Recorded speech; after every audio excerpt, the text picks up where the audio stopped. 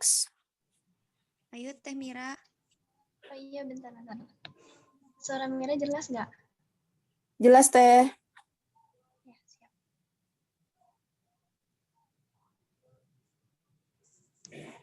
Teh Mira cantik deh. Alhamdulillah. Emosi. Kita mulai ya. Bismillahirrahmanirrahim. Assalamualaikum warahmatullahi wabarakatuh. Waalaikumsalam. Warahmatullahi wabarakatuh. Hamdan wa syukurillah wassalatu wassalamu ala Rasulillah wa ala alihi washabihi wa mawalah amma ba'd. Alhamdulillah pada kesempatan ini kita masih diberikan kesehatan dan mudah-mudahan selalu diberikan kebahagiaan oleh Allah Subhanahu wa taala dalam agenda kita, agenda mingguan kita ya, diskusi mata kuliah BK Industri. Nah, pada kesempatan ini saya diamanahkan untuk menjadi moderator dan tema yang akan diangkat yaitu sikap dan emosi di dunia kerja. Mungkin ini para pematerinya sudah siap? Sudah Teh. Sudah, mungkin langsung saja ya. Nah, untuk menambah keberkahan kita pada siang kali ini, kita buka agenda kita dengan bacaan basmalah bersama. Bismillahirrahmanirrahim. Untuk pemaparan materi yang pertama yaitu mengenai pengalaman emosi di tempat kerja, pengalaman emosi di tempat kerja yang akan disampaikan oleh saudara saya Nur Isnaini. Kepadanya disilahkan. Tes, kedengaran jelas? Kedengaran Teh? Tidak ada. Aslian? Halo? Tes, ada nggak? Di Mira jelas. Apa? Di Mira jelas sih Teh. Ada, Oh, di Mira Isnin. jelas. Iya, maaf. Bismillahirrahmanirrahim. Di sini pertama-tama saya akan menjelaskan mengenai pengalaman emosi di tempat kerja.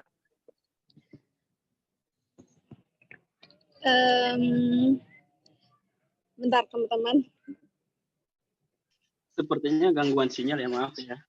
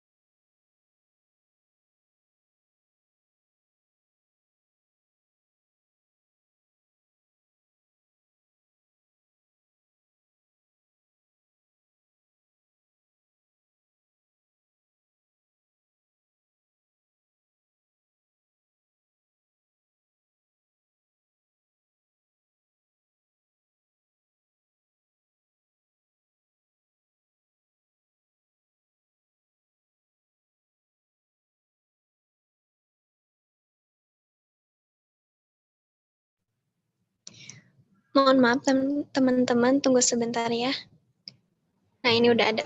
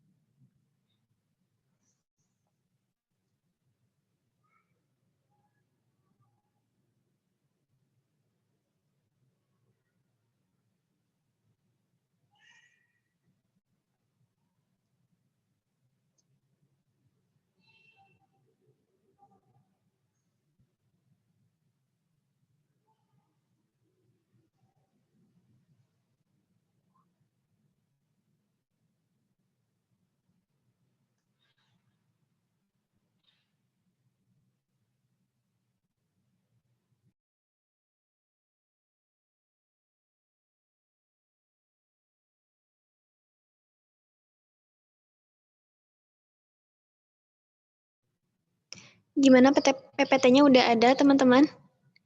Muncul nggak? Ada muncul. Jelas. Udah. Gimana langsung saja ya, Teh Risna ini? Gimana udah siap?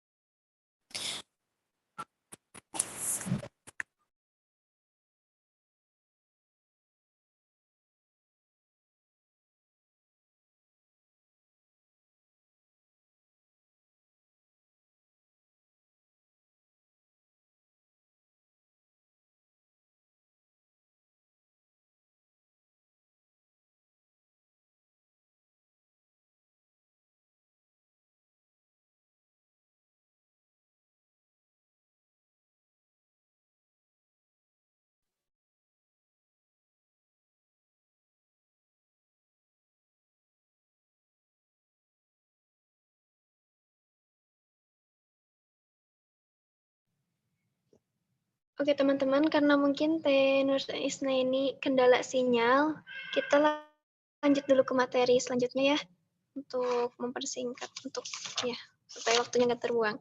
Nah, yang kedua ada materi tentang konsep komitmen yang akan disampaikan oleh saudara saya Nur Laila. Kepadanya disilahkan. Teh Ella udah siap?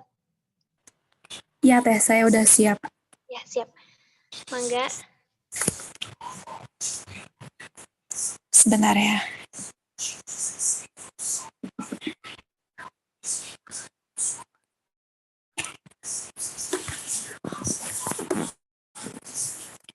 Bismillahirrahmanirrahim. Assalamualaikum warahmatullahi wabarakatuh. Di sini saya seharusnya materi kedua ya. Nah, saya akan menjelaskan mengenai konsep komitmen. Konsep komitmen sering dikaitkan dengan sikap dan emosi. Komitmen pada suatu hubungan organisasi, tujuan, atau bahkan pekerjaan melibatkan keterikatan emosional serta evaluasi apakah keadaan saat ini adalah apa yang diharapkan atau mungkin diharapkan di masa depan. Nah, menurut Potter, komitmen organisasi mencakup 3 elemen, yaitu yang pertama, penerimaan dan kepercayaan pada nilai-nilai organisasi. Yang kedua, kemampuan untuk mengarahkan upaya atas nama organisasi untuk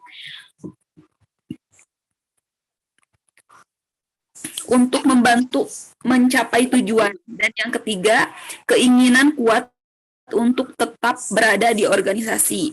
Nah, selanjutnya yaitu bentuk komitmen. Menurut Mayer, mengemukakan bahwa komitmen organisasi dapat didasarkan pada salah satu dari 3 elemen. Yang pertama, keterikatan emosional dengan organisasi atau komitmen efektif. Yang kedua, elemen yang mewakili biaya yang dirasakan untuk meninggalkan organisasi atau komitmen berkelanjutan. Yang ketiga, unsur yang mewakili kewajiban untuk tetap berada dalam organisasi atau komitmen normatif. Jadi, beberapa orang bertahan dengan organisasi karena mereka ingin kemelekatan, yang lain karena mereka perlu berkelanjutan, dan lainnya karena mereka merasa harus.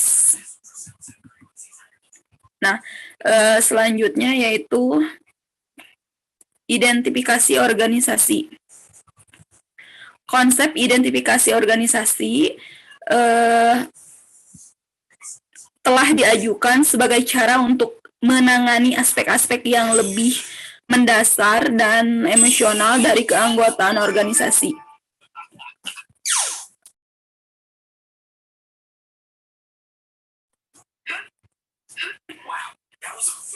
Nah, teori identifikasi sosial terdiri dari 3 proposisi. Yang pertama, organisasi menghargai dan mencapai harga diri. Yang kedua, keanggotaan kelompok berperan dalam konsep diri seseorang.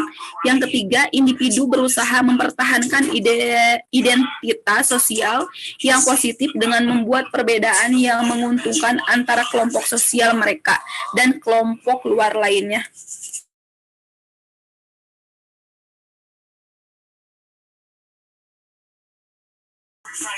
Nah, yang selanjutnya, dalam bentuk yang paling sederhana, OID mengusulkan bahwa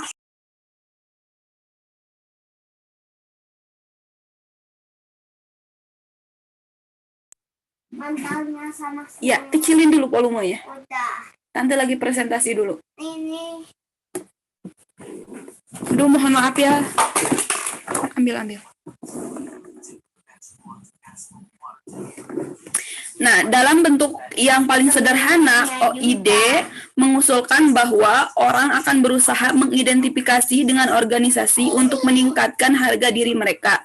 Contohnya, paling sederhana dari ini adalah penggemar olahraga yang menyatakan kami nomor 1. Setelah kemenangan oleh tim mereka, siapakah kita yang mereka bicarakan?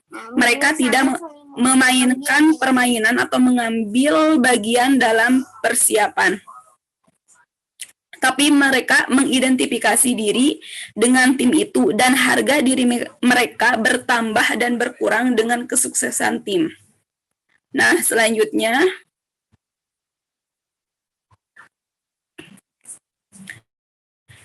keterlibatan karyawan. Sebuah konstruksi yang relatif baru yang menerima banyak perhatian dari psikologi IO adalah keterlibatan karyawan yang didefinisikan sebagai keadaan pikiran terkait pekerjaan yang positif yang mencakup tingkat energi, antusiasme, dan identifikasi yang tinggi dengan pekerjaan seseorang.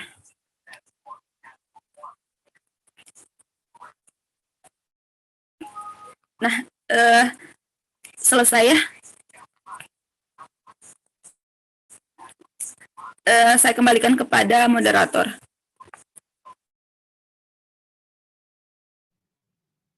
Baik, terima kasih kepada saudara Nurlaila yang telah menyampaikan materi. Kita lanjut ke materi selanjutnya, yaitu mengenai pengalaman emosi yang akan disampaikan oleh Teh Nur Isnaini.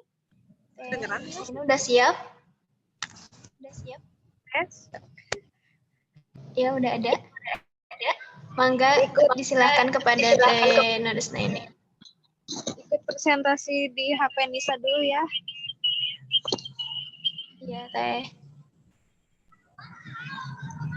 Bismillahirrahmanirrahim.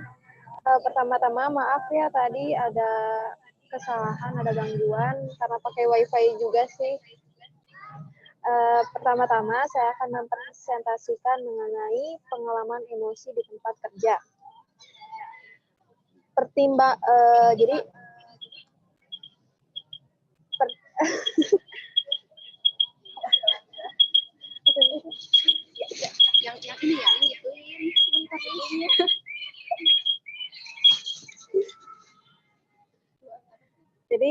pertimbangkan kegembiraan yang udah. Jadi pertimbangkan dikondisiin dulu biar kitanya juga yang ngedengerin jadi fokus. Ada noise. Halo? Iya, ada. Cek. Ada suaranya enggak?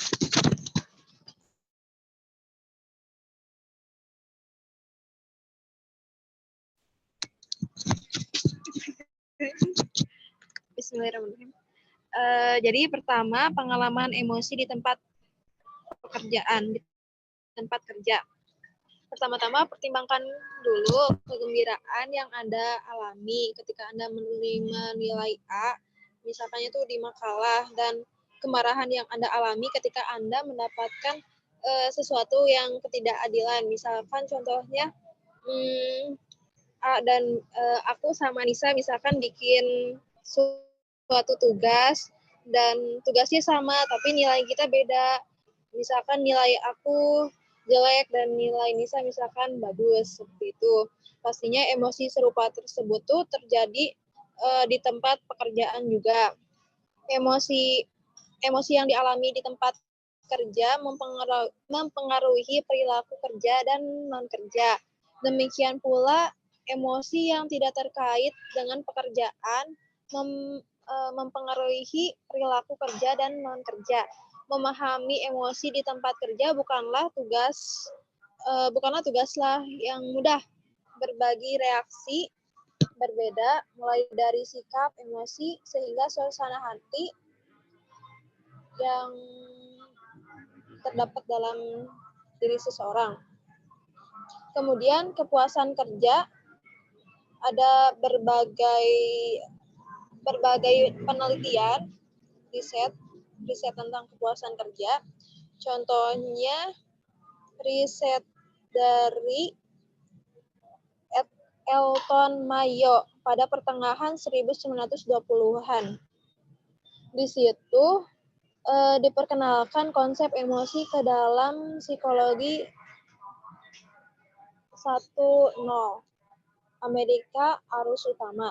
Dia berpendapat bahwa pekerjaan pabrik mengakibatkan berbagai emosi negatif seperti kemarahan, ketakutan, kecurigaan, kinerja yang menurun, dan penyakit yang meningkat. Hal ini pada gilirannya menyebabkan perkembangan serikat pekerjaan dan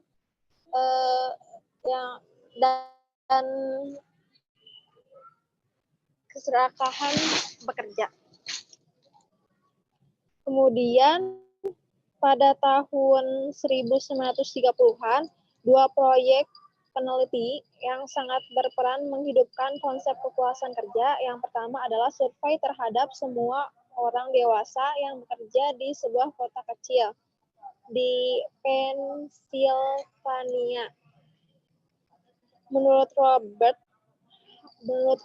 Hopok, 1935, tertarik dengan jawaban atas dua pertanyaan. Seberapa bahagiakah para pekerja, dan apakah pekerjaan dalam satu pekerjaan lebih bahagia daripada pekerjaan dalam pekerjaan lain? Ia menemukan bahwa hanya 12% pekerja yang dapat diklasifikasikan sebagai tidak puas. Dia menemukan variasi yang luas di antara individu-individu dalam kelompok pekerjaan.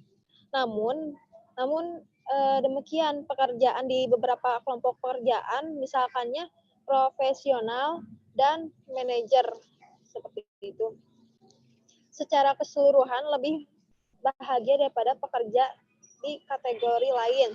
Contohnya pekerjaan manual tidak terampil.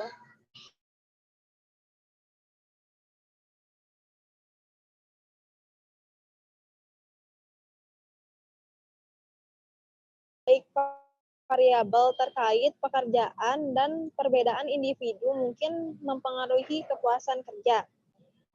Proyek penelitian kedua dimulai di pabrik House Home dari Western Electric Company di Cicero pada akhir 1920-an.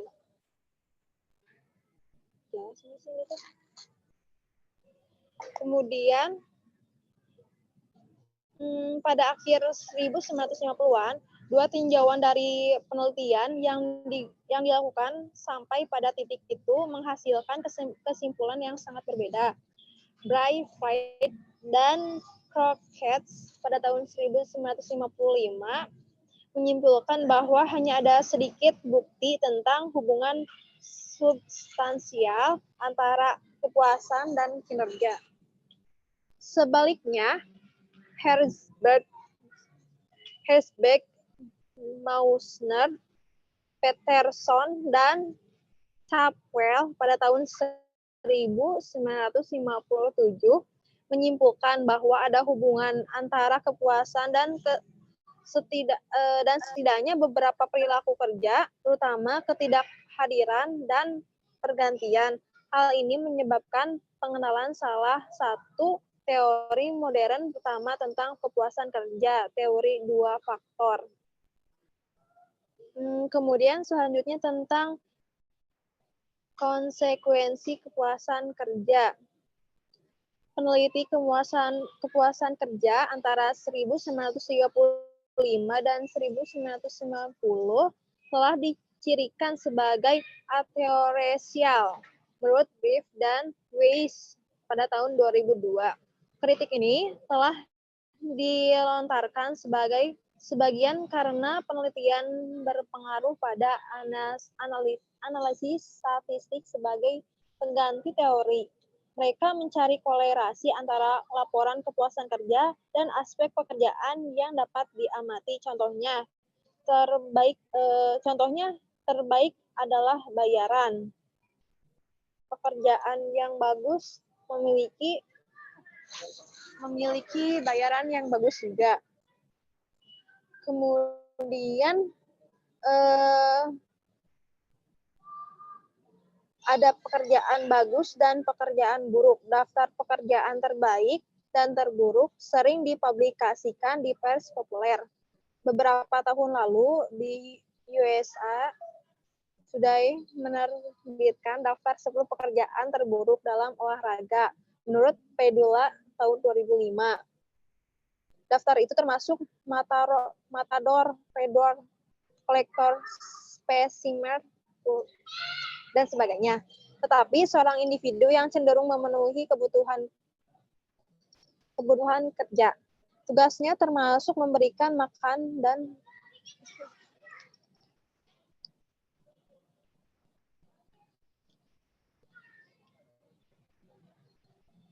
bentar. Lanjut aja ya.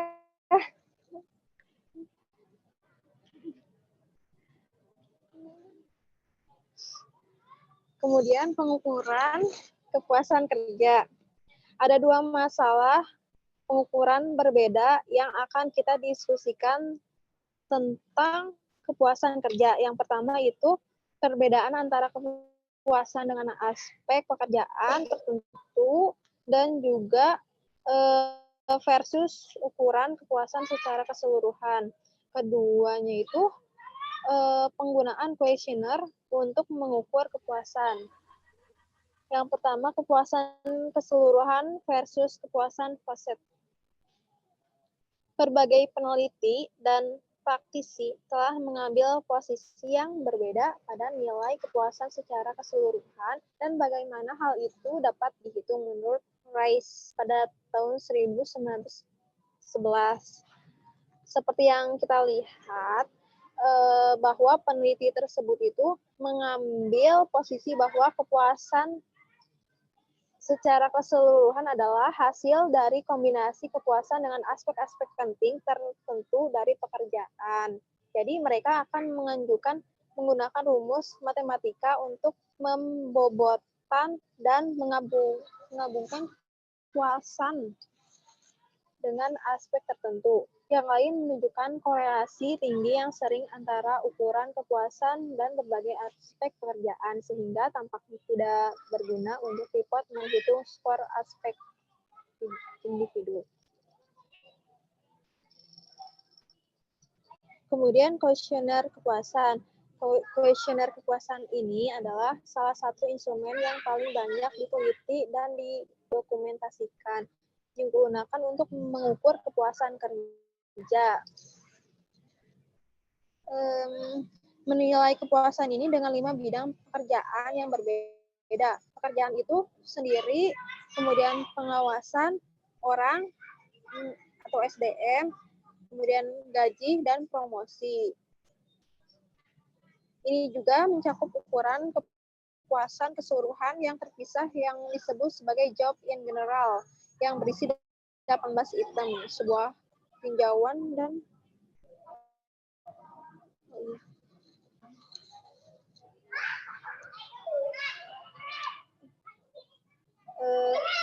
mungkin sekian dari saya kembalikan ke moderator.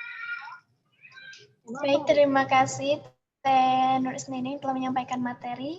Kita lanjut tentang konsep kepuasan kerja. Ya, kesel banget, aku tuh udah nambahin banyak ya.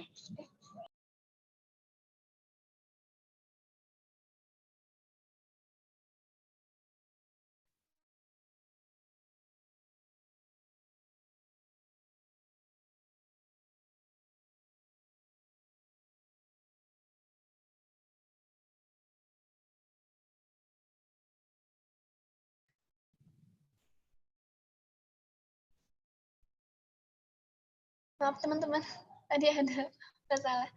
Udah jelas? Suara mereka Udah, Teh. kedengaran? Ya. Mangga Pendeta Ending disilahkan.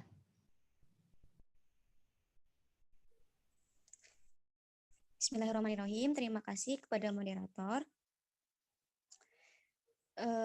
Di sini saya akan menjelaskan tentang suasana hati, emosi, sikap, dan perilaku. Nah, apakah semua orang bahagia? Apakah penting jika mereka bahagia? Penting, karena sehubungan dengan rendahnya tingkat korelasi antara kepuasan dan kinerja. Yang pertama yaitu konsep kepuasan kerja mundur.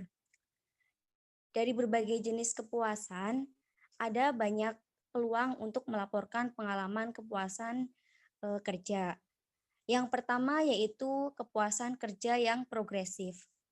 Kepuasan kerja yang progresif ini, seseorang merasa puas dengan pekerjaannya.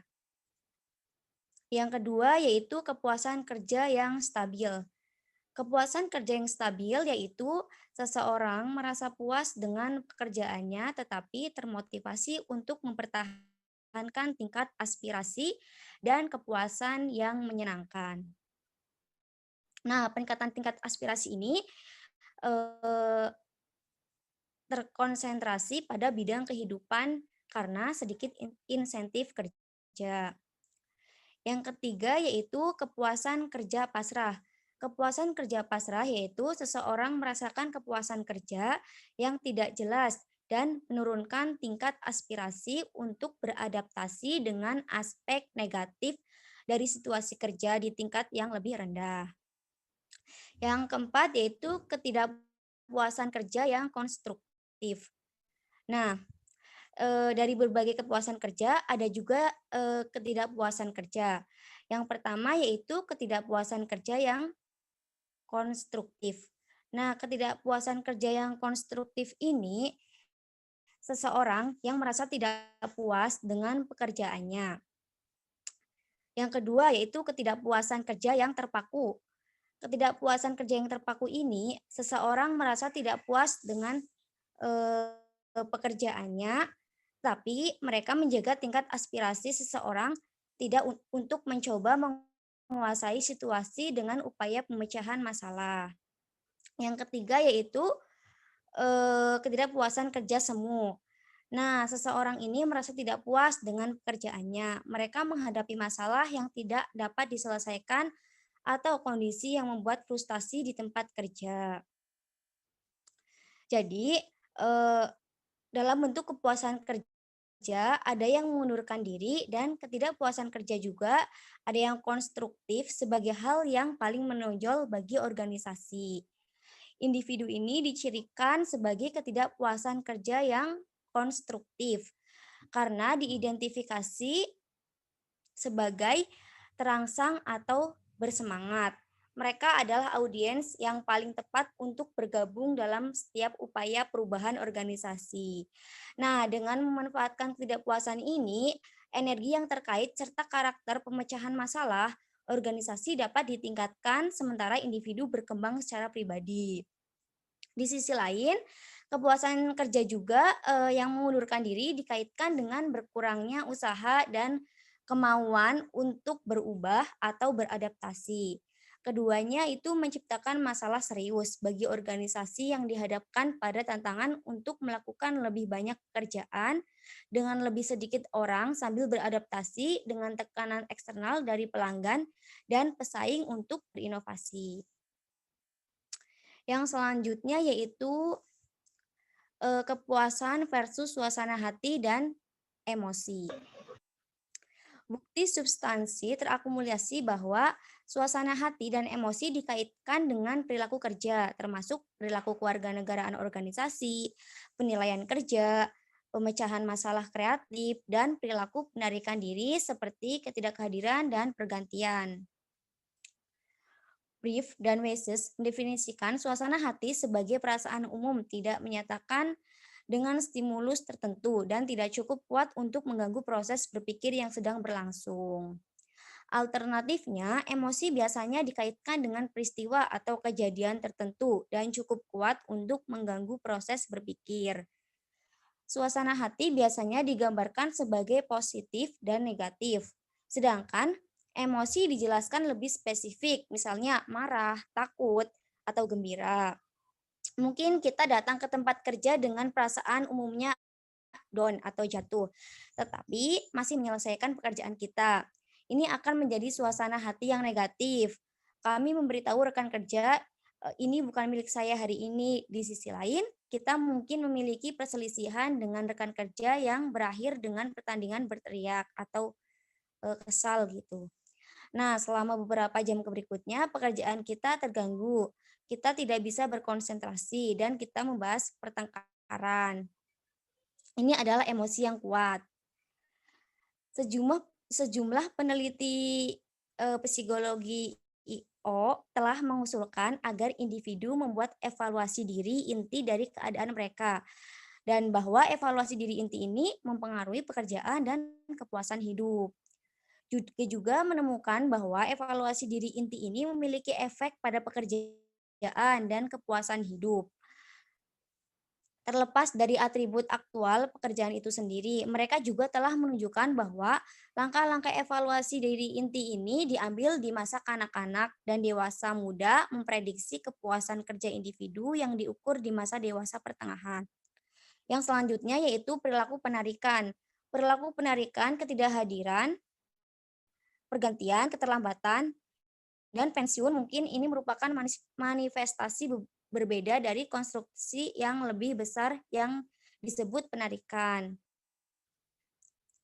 Perkembangan perilaku penarikan diri ini dimulai dengan keterlambatan, meningkat menjadi ketidakhadiran, dan akhirnya menghasilkan keputusan untuk berhenti atau pensiun. Ketidakpuasan kerja juga ini menyebabkan penarikan diri dari tempat kerja. Mungkin itu yang dapat saya jelaskan dari suasana hati, emosi, sikap, dan perilaku. Saya kembalikan lagi kepada moderator.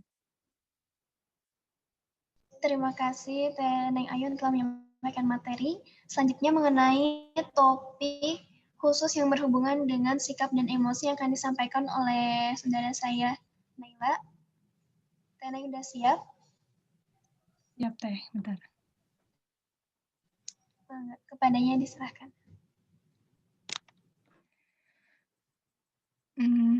Di sini saya akan memaparkan mengenai topik khusus yang berhubungan dengan sikap dan emosi. Adapun poin pertama yaitu tentang kehilangan pekerjaan. Nah, makna dari suatu makna dari pekerjaan seseorang dapat menjadi jelas ketika seseorang itu mengalami kehilangan pekerjaan tersebut. Kemudian orang dapat dan memang pulih secara emosional dari kehilangan pekerjaan, namun tidak sedikit juga bahwa mereka tidak pernah pulih sepenuhnya atau kembali ke tingkat kepuasan yang mereka nikmati sebelum kehilangan pekerjaan tersebut.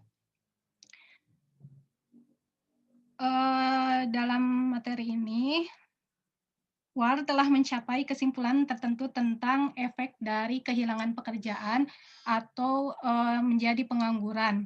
Yang pertama yaitu kesehatan psikologisnya memburuk. Jadi kesehatan psikologis pekerja yang menganggur itu lebih buruk daripada seorang pekerja yang sedang bekerja. Kemudian yang kedua yaitu kesehatan yang lebih buruk ini adalah hasil dari kehilangan pekerjaan tersebut. Dan yang terakhir yaitu kehilangan pekerjaan seringkali mengakibatkan depresi, insomnia, mudah tersinggung, kurang percaya diri, ketidakmampuan untuk berkonsentrasi, dan kecemasan umum. Kemudian yang kedua yaitu telekomunikasi. Nah, telekomunikasi sendiri didefinisikan sebagai menyelesaikan tugas-tugas kerja yang dilakukan dari jarak jauh dengan menggunakan media elektronik. Tentunya telekomunikasi ini memiliki sisi positif dan juga sisi negatifnya. Namun dalam bahasan ini, yang dibahasnya itu tentang efek negatif dari telekomunikasi. Yang pertama yaitu keterasingan pekerja akan meningkat karena kurangnya interaksi sosial tatap muka, kemudian tidak berpartisipasi di tempat kerja yang sebenarnya akan merampok individu dari rasa identitas penting yang diperoleh dari pengalaman kerja. Yang ketiga yaitu telekomuters, kemungkinannya tidak akan dipromosikan karena mereka tidak terlihat, mereka juga akan menjadi gila. Dan yang terakhir yaitu telecommuting akan membutuhkan tipe orang tertentu, seperti karakteristik yang ambisius dan teliti, dan juga seseorang yang mempunyai karakteristik bisa bekerja dari rumah. Nah, hal ini akan menyebabkan kekecewaan yang cepat dengan kurangnya peluang promosi. Kemudian yang selanjutnya yaitu tentang keseimbangan kerja keluarga. Jadi setiap individu itu memiliki kehidupan kerja dan juga non-kerja. Kesejahteraan fisik dan psikologis ini dipengaruhi oleh keseimbangan kehidupan individu tersebut yang tadi yaitu keseimbangan antara kehidupan kerja dan juga non-kerja. Kemudian sebagian besar penelitian dan teori yang berkaitan dengan keseimbangan kerja keluarga sebenarnya berkonsentrasi pada efek dari kurangnya keseimbangan. Efek ini sering dibahas dalam istilah stres yang diciptakan oleh tuntutan yang bertentangan antara aktivitas kerja dan juga non-kerja. Perilaku dan keterampilan interpersonal, misalnya seperti perilaku manajemen waktu, empati, yang dibutuhkan dan dikembangkan oleh individu dalam kehidupan keluarganya, dapat mengarah pada perilaku yang berguna di tempat kerja. Nah, sebaliknya, pengalaman di tempat kerja mungkin berdampak positif pada kehidupan keluarganya. Misalnya, seseorang memiliki hari sukses di pekerjaan di tempat kerjanya. Hal itu membuat seseorang itu memiliki suasana hati yang baik ketika berbicara dengan keluarganya atau bermain dengan anaknya. Kemudian yang selanjutnya yaitu kontrak psikologis. Kontrak psikologis di sini diartikan sebagai keyakinan yang dipegang orang mengenai ketentuan perjanjian pertukaran antara individu dan organisasi. Fitur utama dari kontrak psikologis adalah bahwa individu secara sukarela setuju untuk menerima komitmen tertentu. Mereka kemudian membuat rencana dan tujuan sesuai dengan pemahaman mereka tentang komitmen tersebut. Nah, pelanggaran kontrak psikologis kemudian mengacu pada persepsi karyawan tentang sejauh mana pemberi kerja telah gagal memenuhi janji yang dibuat kepada karyawan, seperti promosi dan kenaikan pangkat, gaji berdasarkan kinerja, keamanan kerja jangka panjang, kekuasaan yang cukup dan tanggung jawab, kesempatan pelatihan, dan pengembangan karir. Nah, ketika kontrak psikologis dilanggar, beberapa hasil negatif biasanya terjadi, termasuk sikap kerja si karyawan tersebut yang lebih rendah dan kinerja pekerjaan yang lebih rendah juga. Kemudian yang terakhir yaitu sikap dan emosi terkait pekerjaan dari perspektif lintas budaya. Model budaya Hofstede dan konsekuensinya mengidentifikasi dimensi individualisme kolektivisme sebagai aspek penting dari budaya. Temuan penelitian awal menunjukkan bahwa individualisme dan kepuasan kerja berkorelasi positif di beberapa negara, sedangkan kolektivisme dan kepuasan kerja berkorelasi di negara lain. Organisasi multinasional harus peka terhadap preferensi dan nilai karyawan dari lingkungan budaya yang berbeda. Hal ini terutama berlaku untuk ekspatriat yang ditransplantasikan ke dalam budaya baru, karena sifat pekerjaan menjadi lebih multikultural dan global. Akan semakin penting untuk memasukkan variabel budaya saat memeriksa sikap dan emosi di tempat kerja. Mungkin itu yang dapat saya sampaikan. Saya kembalikan kepada moderator. Baik, terima kasih Teh Naila yang telah menyampaikan materi. Selanjutnya ada loyalitas kerja yang akan disampaikan oleh Teh Neng. Kepada Teh Neng disilahkan. Materi yang selanjutnya yaitu tentang loyalitas, produktivitas, dan kelelahan kerja. Yang pertama saya di sini akan menjelaskan tentang loyalitas kerja. PPT-nya naik. Nah, loyalitas kerja ini dapat diartikan dengan kesetiaan, pengabdian, dan kepercayaan yang diberikan atau ditujukan kepada seseorang atau lembaga yang di dalamnya terdapat rasa cinta dan tanggung jawab untuk berusaha memberikan pelayanan dan perilaku yang terbaik. Loyalitas atau kesetiaan juga merupakan salah satu unsur yang digunakan dalam penilaian karyawan yang mencakup kesetiaan terhadap pekerjaannya, jabatannya, dan organisasi. Loyalitas kepada pekerjaan tercermin pada sikap karyawan yang mencurahkan kemampuan dan keahlian yang dimiliki, melaksanakan tugas dengan tanggung jawab, disiplin, serta jujur dalam bekerja. Sikap karyawan sebagai dari perusahaan yang paling utama adalah loyal, karena sikap ini diantaranya tercermin dari terciptanya suasana yang menyenangkan dan mendukung di tempat kerja, menjaga citra perusahaan, dan adanya kesediaan untuk bekerja dalam jangka waktu yang lebih panjang.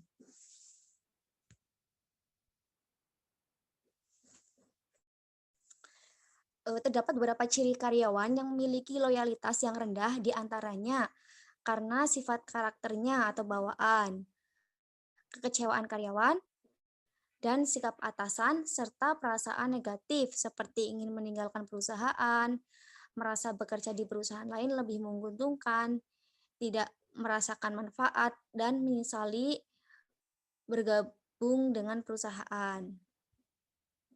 Adapun karakteristik karyawan yang menunjukkan loyalitas itu, yang pertama bersedia bekerja melebihi kondisi biasa, merasa bangga atas prestasi yang dicapai perusahaan, merasa terinspirasi, bersedia mengorbankan kepentingan pribadi, merasa ada kesamaan nilai dengan perusahaan. Jadi, loyalitas para karyawan itu bukan hanya sekedar kesetiaan fisik atau keberadaannya dalam organisasi, namun termasuk pemikiran, perhatian, gagasan, serta dedikasinya tercurah sepenuhnya kepada organisasi. Nah, di sini ada aspek-aspek loyalitas. Aspek-aspek loyalitas kerja yang terdapat pada individu yang menitikberatkan pada pelaksanaan kerja yang dilakukan karyawan, yang pertama yaitu taat pada peraturan, tanggung jawab, dan sikap kerja.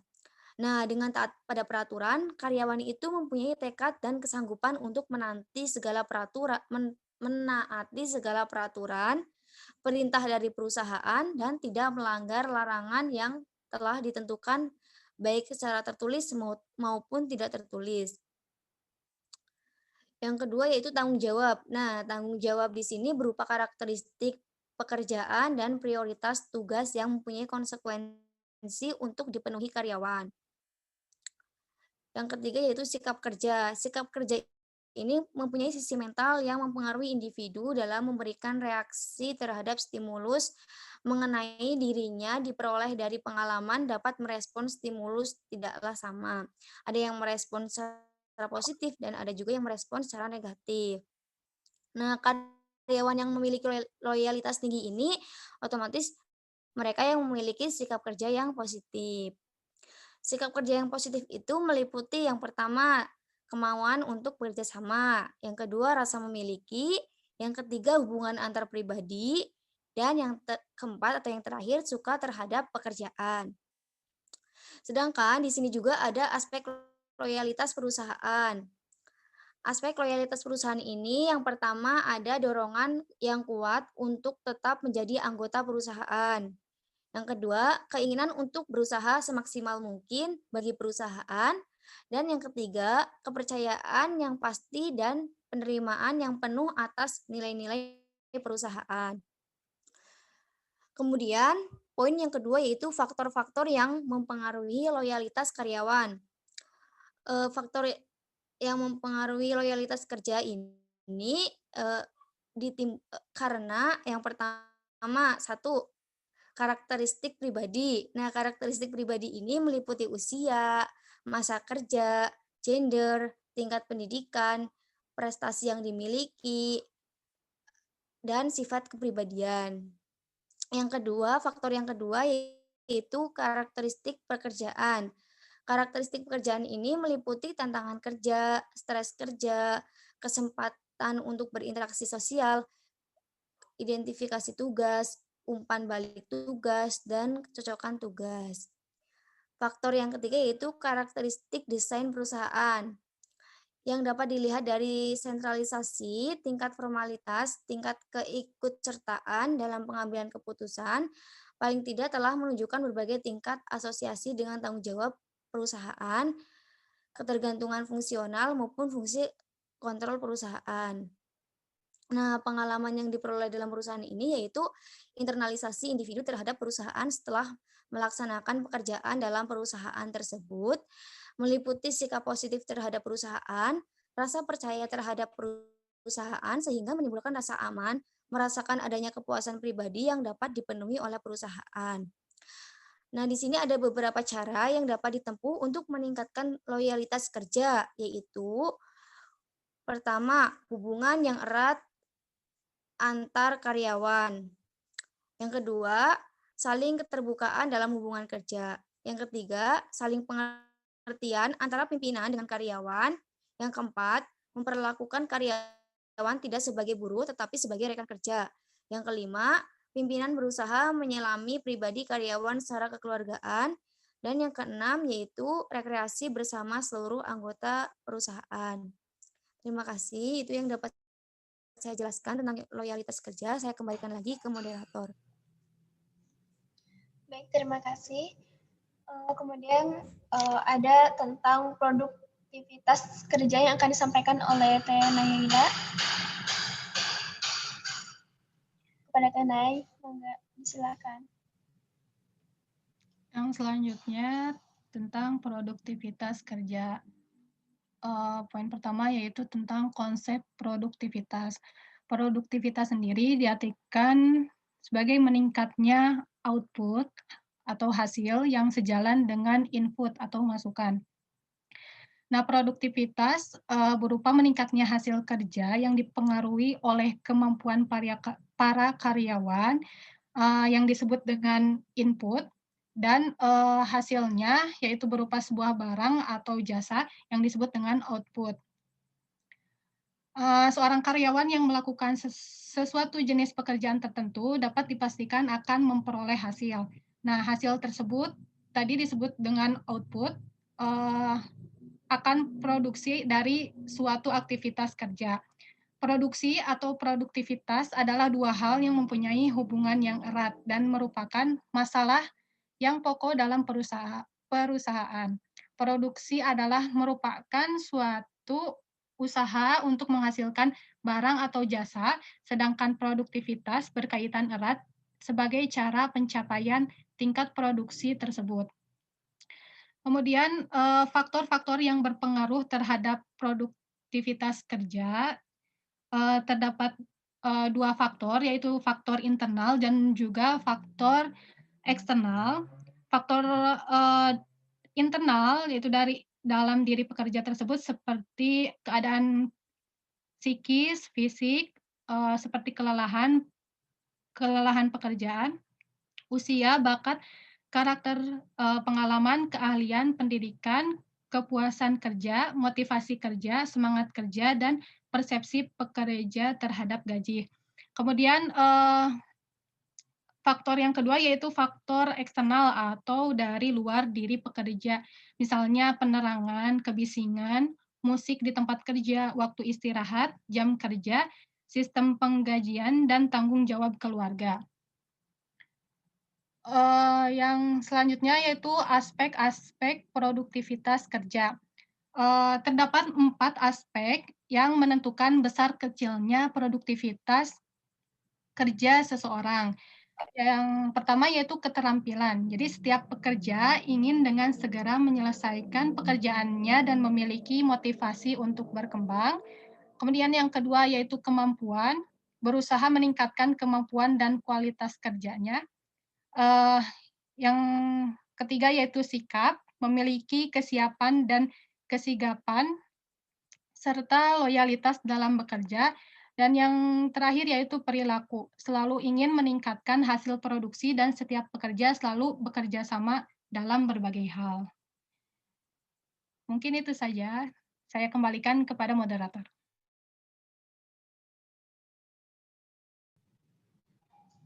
Baik, terima kasih. Selanjutnya yang terakhir mengenai definisi kelelahan kerja yang akan disampaikan oleh Teh Isnen. Selanjutnya, Mangga, disilahkan. ya terima kasih moderator. Selanjutnya definisi kelelahan kerja. Kelelahan kerja itu merupakan suatu keadaan yang dialami tenaga kerja yang dapat mengakibatkan penurunan vitalitas dan produktivitas kerja. Kemudian ada proses terjadinya kelelahan kerja. Pertama, proses dalam otot. Menurut Budiono, kelelahan itu terbagi menjadi dua. Yang pertama, proses dalam otot. Fenomena berkurang kinerja otot itu setelah terjadi tekanan melalui fisik untuk suatu waktu disebut kelelahan otot secara fisiologis, dan gejala yang ditunjukkan tidak hanya berupa berkurangnya tekanan fisik, namun juga pada makin rendahnya gerakan. Kemudian kedua, kelelahan umum. Gejala utama kelelahan umum ini adalah suatu perasaan lebih yang luar biasa. Semua aktivitas menjadi terganggu dan terhambat karena munculnya gejala kelelahan tersebut. Tidak adanya gairah untuk bekerja baik secara fisik maupun psikis. Segalanya terasa berat dan merasa ngantuk banget. Kemudian yang kedua, waktu terjadinya kelelahan. Terbagi menjadi dua juga. Yang pertama, kelelahan akut terutama disebabkan oleh kerja seluruh tubuh secara berlebihan.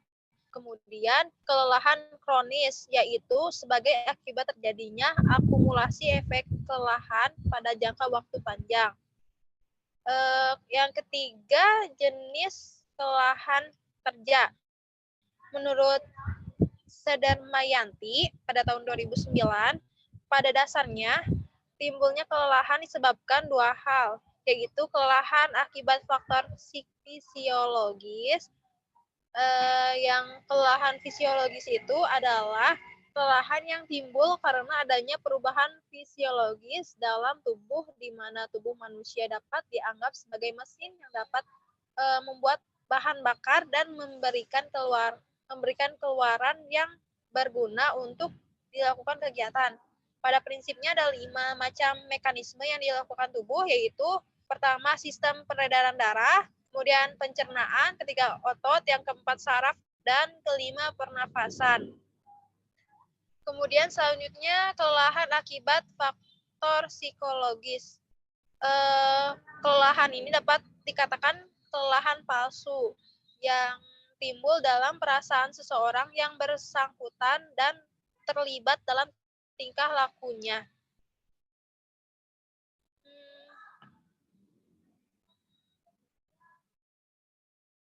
Selanjutnya mungkin sekian.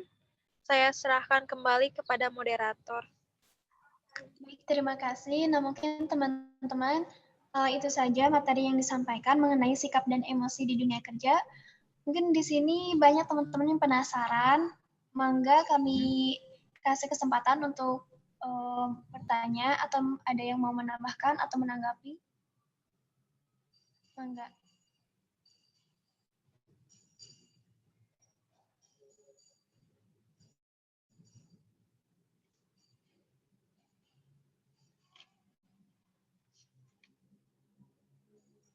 Mungkin saya ingatkan kembali, tadi yang telah disampaikan yaitu pengalaman emosi, konsep komitmen, kemudian konsep kepuasan kerja, topik khusus yang berhubungan dengan sikap dan emosi, ada loyalitas kerja, kemudian produktivitas kerja, definisi kelelahan kerja.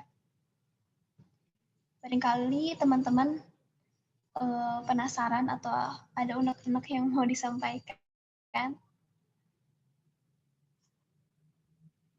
Maka kami kasih kesempatan.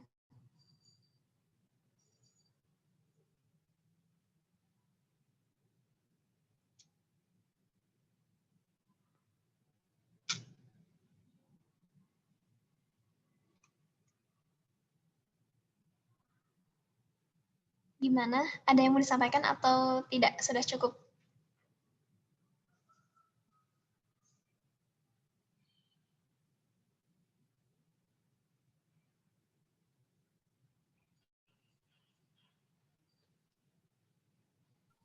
Ya udah aja teh kalau misalkan nggak ada yang nanya.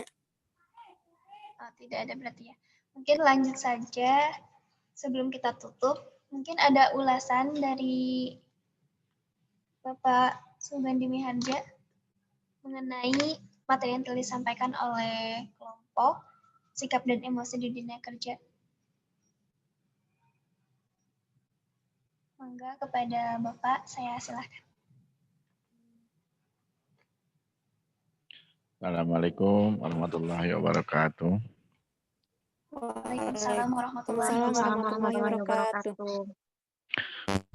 Neng Mira, moderator kita, alhamdulillah telah mempertemukan di dalam pertemuan kita melalui Zoom meeting. Pada pertemuan ini materi kita memang sangat padat, ya kan? Menyangkut tadi kepuasan, job satisfaction, menyangkut apa itu? Banyak aspek yang disampaikan di sini. Tapi poinnya adalah bagaimana orang itu menjadi bagian yang integrated di dalam suatu industri, begitu ya. Itu poin pentingnya. Dan ini akan menyangkut banyak banyak aspek yang nanti perlu diteliti juga, misalnya kan, bagi yang mau, gitu kan. Penelitiannya boleh dalam bentuk preskripsi atau dalam bentuk penelitian lain yang itu bisa sampai S2 atau penelitian dalam Human Resource Development atau penelitian yang berkaitan dengan bagaimana peran-peran orang dalam industri yang itu mungkin didanai oleh Departemen Perindustrian atau departemen lain. Bahwa orang dalam industri itu tidak serta-merta dia nyaman dalam industri, tapi ternyata aspek-aspek yang tadi itu sangat banyak, di samping juga pertemuan sebelumnya kita sudah bahas. Jadi integrasi orang dalam industri itu tidak hanya aspek-aspek fisik, tapi juga aspek-aspek non-fisik yang menyangkut aspek psikologis tadi. Nah, di sini ada yang terlewat sedikit menyinggung aspek religiusitas. Jadi bagaimana agama menjadi bagian daripada apa itu integrasi seorang dalam industri itu, maka harus menjadi ciri khas daripada bimbingan konseling Islam. Misalnya bagaimana ketika ibadah umroh, ibadah haji menjadi momentum yang nanti kamu jadwalnya tahun ini begitu kan, sekian tahun yang akan datang misalnya. Kemudian ketika sholat berjamaah misalnya disiapkan dan itu bisa berhenti dulu kan, baik sebagian atau seluruhnya, sehingga fasilitas untuk tempat ibadah juga disediakan. Dan ketika sholat berjamaah maka diadakan juga talim, baca hadis tentang fadilah-fadilah berekonomi, fadilah berindustri, fadilah produksi, fadilah bagaimana peran serta orang dalam bentuk barang kepada orang yang lain, kualitas barang dari yang dia buat untuk digunakan orang lain misalnya. Maka itu juga bagian spiritualitas, bagian dari logisitas, bagian daripada keagamaan yang ikut mensejahterakan orang. Kita sering mengulas bahwa sesuatu yang dibuat orang, misalnya sarung saja kan, orang mungkin income-nya kecil, mungkin aspek-aspek lain yang menyangkut ekonomi dan aspek-aspek penghargaan secara fisik itu kecil. Tetapi ketika dimaknai oleh orang yang mengerti agama bahwa sarung misalnya digunakan untuk menutup aurat, sarung digunakan untuk beribadah sholat, maka apa yang kamu lakukan itu dalam mendukung syariat pelaksanaan ibadah berjamaah dan terlaksananya aspek-aspek sholat yang tertutup aurat itu, maka kamu sendiri sudah menjadi bagian dari para pelaksanaan syariah. Nah, itu kamu akan sedikit banyak ketika diniatkan untuk itu akan menjadi bagian dari kesolehan bersama, dukung kesolehan bersama. Maka itu akan menjadi satu kesejahteraan secara psikis pada tiap-tiap orang yang melakukan pekerjaan itu. Karena tentu pedagang sarung untuk sholat itu jauh lebih mulia daripada orang pedagang narkoba yang jelas-jelas melanggar aturan hukum negara maupun hukum agama. Demikian juga akan tidak baik ketika orang menjual barang-barang, mohon maaf misalnya ya, barang pakaian-pakaian yang seperti berpakaian tetapi tidak berpakaian, itu tentu jauh lebih baik menjual barang-barang pakaian-pakaian yang digunakan secara syar'i dan untuk ibadah. Maka aspek-aspek religi menjadi penting bagian bagaimana agar orang itu mendapatkan kepuasan, loyalitas dalam pelaksanaan proses industri, bukan saja dia sebagai karyawan, tapi juga dia menjadi sebagai owner atau sebagai creator, sebagai bagian-bagian daripada kesuksesan proses industri itu, termasuk pemodalnya, termasuk perizinannya. Maka izin untuk industri yang menyangkut pelaksanaan syariah itu lebih bermudah daripada industri yang melanggar syariah, misalnya mohon maaf miras, misalnya kan, atau wisata yang non syar'i atau makanan yang non syar'i, yang non halal misalnya. Nah, itu hal yang seperti itu harus lebih ketat dibanding dengan pelaksanaan yang sifat-sifatnya syar'i. Demikian itu saya mendapat banyak inspirasi dari yang disampaikan tadi bahwa orang dalam industri itu banyak aspek yang terpaut di dalamnya, tidak serta-merta, tidak tiba-tiba, tetapi perlu proses yang panjang dan perlu berbagai item ada di dalamnya. Terima kasih kepada moderator kita yang juga para presenter, para speaker, PJ dan Kosma, juga para penanya, serta para penyimak aktif daripada perkuliahan kita di sore hari ini. Assalamualaikum warahmatullahi wabarakatuh. Waalaikumsalam warahmatullahi wabarakatuh. Terima kasih kepada Bapak yang telah menambahkan, mungkin jelas ya teman-teman. Allahu Akbar. Mohon maaf. Ketika seorang pekerja atau karyawan senantiasa mampu menampilkan sikap dan emosi di dunia kerja gitu, yang mana itu berpengaruh terhadap kepuasan kerja, kebahagiaan kerja, loyalitas sampai pada kelelahan kerja itu sendiri. Dan mungkin itu juga dipengaruhi oleh aspek-aspek yang telah tadi disampaikan oleh teman-teman. Terima kasih mungkin kepada pengamateri, kepada Bapak dan juga teman-teman yang telah menghadiri kuliah kita pada kali ini. Kita tutup dengan bacaan dulu. Kemudian doa kifaratul majelis.